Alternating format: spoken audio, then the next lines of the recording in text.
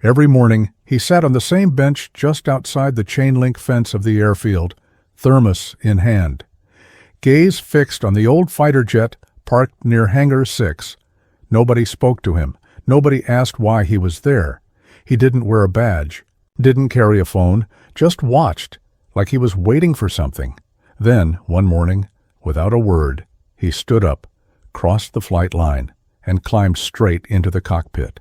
The sirens didn't stop him. Nothing did. Seconds later, the engines roared to life. Welcome to Hidden Sparks. Before we dive deeper, tell me in the comments, from which city in the world are you watching this video today? And if stories like this move you, subscribe to the channel to help us share the voices that history forgot, one quiet legend at a time. He showed up before sunrise every single day. Same worn boots, same olive drab field jacket, same silver thermos, with a faded Navy sticker peeling off the side. The guards at the gate stopped asking questions months ago.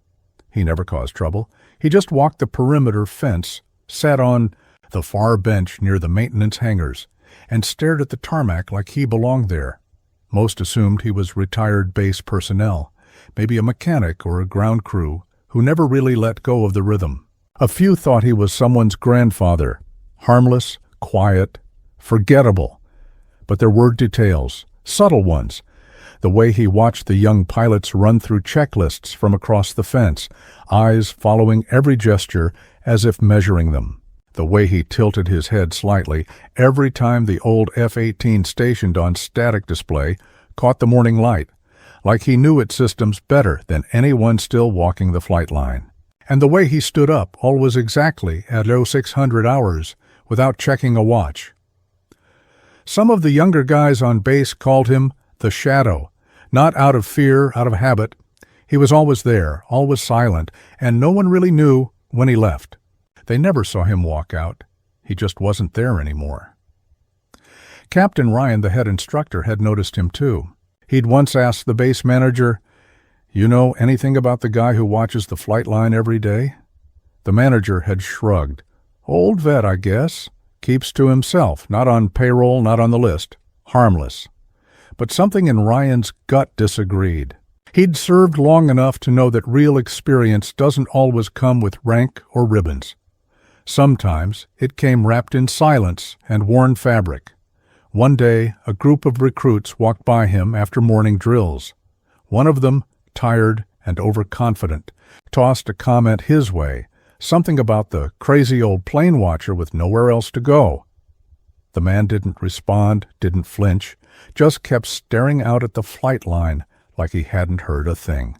But Ryan, watching from the sea, command office window above, made a note. This man wasn't lost. He was watching for a reason. And whatever that reason was, it hadn't landed yet. The days passed, and the old man remained a fixture, unmoving, unreadable. He never crossed the yellow line painted on the asphalt, the official boundary between personnel and restricted access. He just sat, listened, observed. Some recruits began speculating. One said he was probably a delusional vet. Another joked he might be waiting for a son who never came home. But it wasn't just young arrogance anymore. There was unease behind the mockery, because despite the jokes, no one could explain how he always knew when the trainers changed shifts, or how he seemed to glance up just seconds before a jet would break off its final approach. One afternoon, a maintenance tech named Ramos walked past him while wheeling a tool case toward the east hangar. Out of nowhere, the old man said quietly, "You've got a hydraulic leak near your port side actuator." Ramos froze, turned. The man didn't look at him, just nodded toward the tarmac. Ramos kept walking, confused. But later that day, during a routine inspection, they found a leak exactly where the man had said. The report never mentioned how it was spotted, but word spread. The guy on the bench wasn't guessing. Another time, during a simulation brief, the projector system failed. Everyone waited while tech support scrambled. 10 minutes passed. Then someone noticed the old man step quietly into the corner of the E room, reach behind the mount, and twist one of the cable clamps. The screen flickered back on. He left without a word. The technician said nothing, just looked at the others and muttered, "That's not on any manual." Captain Ryan started digging. There was no official record under his description, no access badge, no VA appointment history in the area, no confirmed ID, but the airbase was old. Records went missing sometimes, intentionally. Then, one morning just before dawn, Ryan walked out to the bench. He brought 2 coffees. The old man was already there, seated like always, hands resting on his knees. Ryan handed him one without speaking. The man took it, nodded once, and sipped. After a long silence, Ryan said, "You flew, didn't you?" The man didn't answer, but the pause, slow, deliberate, was enough. Ryan tried again. "Which squadron?" This time, a faint grin tugged at the corner of the man's mouth. He didn't look at Ryan when he replied. He just said, "The kind that doesn't leave numbers behind." Ryan didn't ask more, because that was the kind of answer you didn't follow with questions, and 3 days later, the impossible happened. In broad daylight, with instructors gathered near the hangars and recruits running morning circuits, the old man stood from his bench. This time, he didn't stop at the yellow line. He walked past it, calmly. No badge, no clearance, no hesitation. He walked straight to the display jet, an old FA-18 Hornet, long decommissioned, parked for photo ops and ceremony salutes. Everyone thought it was just a shell, until he opened the cockpit and climbed in. At first, no one reacted. A few instructors assumed it was part of a training scenario. Some thought the old man was confused, maybe about to be stopped by security. But then he flipped the first switch. The canopy hissed. The instrument lights blinked to life, faint, flickering, but unmistakably real. The aircraft wasn't just a display. It had been kept operational for ceremonial flyovers. Not active, not armed, but flyable. And he knew it. A crew chief dropped. His clipboard. Someone shouted, "Hey, hey, get him out of there!" But before anyone could move, the old man was running through a startup checklist with the calm precision of someone who'd done it more times than he could count. Left, MFD. Right, MFD, oxygen flow, pressure, everything in sequence. He didn't rush. He didn't flinch. The base intercom crackled. "Security to Hangar 6, code red, unauthorized cockpit access." The siren blared, red light spun. But the old man was already strapping himself in, adjusting the seat like he'd never left it. The engines began to spool. The roar wasn't deafening yet, but it was coming. A low, hungry hum that made every instructor turn toward the aircraft with disbelief. Captain Ryan ran out of the command post, headset half on, yelling, "Shut it down now!" But it was too late. The ground crew had disabled the override panel years ago, thinking the plane would never move again. The kill switch had been removed for an upgrade that never came. Inside the cockpit, the old man, calm, focused, pressed his fingers to the throttle and, with a smooth, unshaken motion, pushed forward. The Hornet rolled. Gasps broke across the tarmac. People ran. Security vehicles scrambled to intercept, but the nose wheel was already aligned with the taxi path. The old man turned the jet with precision, guided by instinct and memory alone, as if the years had never passed. The tower screamed through the radio, unauthorized aircraft movement on the south runway. "Identify yourself immediately, or you will be intercepted." There was no response. Just the Hornet, now aligned with the runway. Then it happened. The afterburner ignited, and the jet, once a monument to the past, came alive in a thunderous flash of fire and motion. It screamed down the strip faster than anyone thought possible, for an aircraft that hadn't flown in over a decade.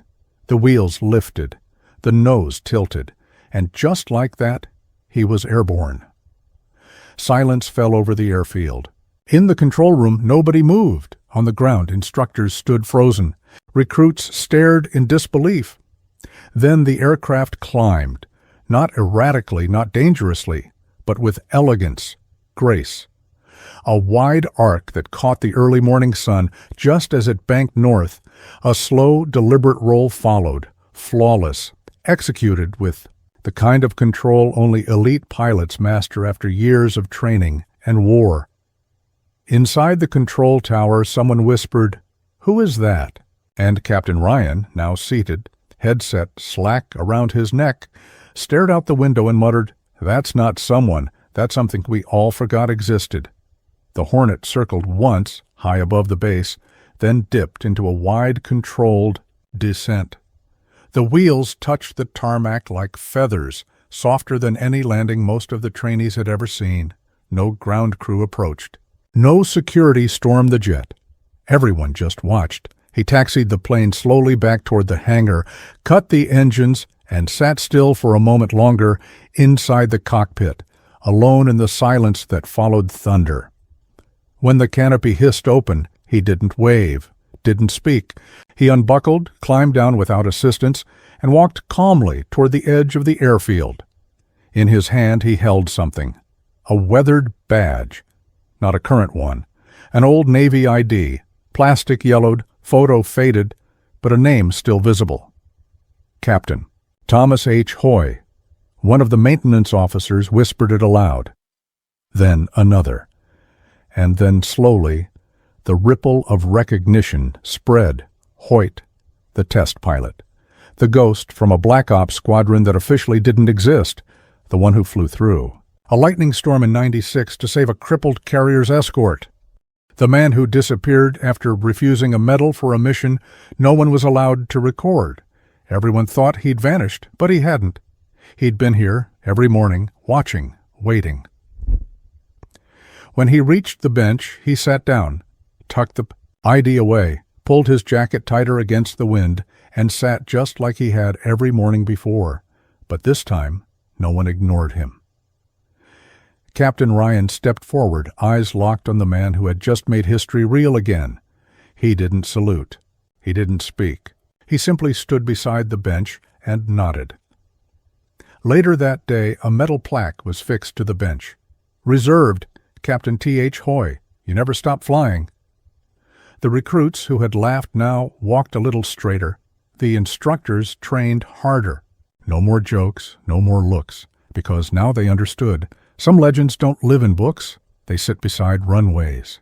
They stay quiet until the day they remind you what greatness looks like.